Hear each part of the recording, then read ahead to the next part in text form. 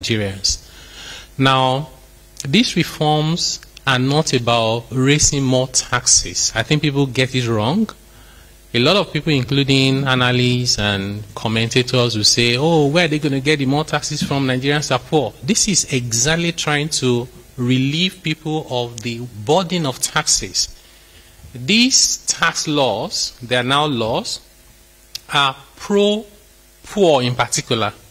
More than 1/3 of workers in both the private and public sector will now be exempted completely from PAYE. They will not have to pay personal income tax.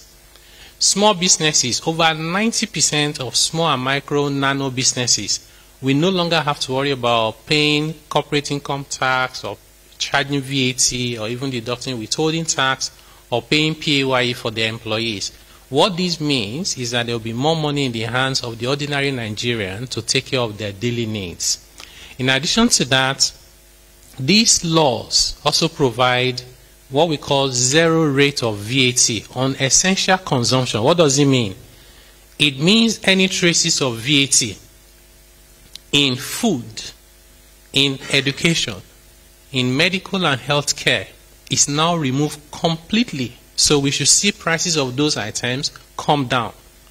In addition to that, transportation, accommodation and housing is exempt from VAT.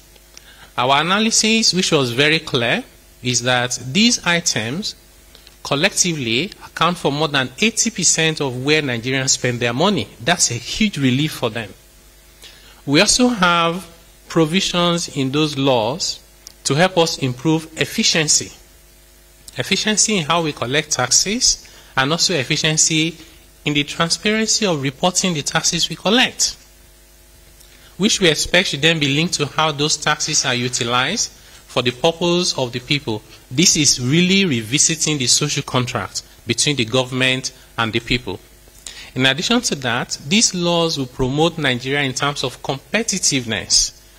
It's harmonizing the taxes that companies have to pay, reducing the burden of those taxes, and removing distortionary tax waivers and incentives. Because what has been happening is that if you are a very honest person doing your legitimate business and you don't know anyone, you will struggle because your colleague or your competitor who is well connected gets all manners of waivers that you don't have access to. That has been taken care of. There is now transparent incentive regime, reducing discretion and subjectivity, and it's available to anyone once the conditions are met. We also have provisions that speak to wasteful incentive generally, including how do we address tax evasion. This is another very important point.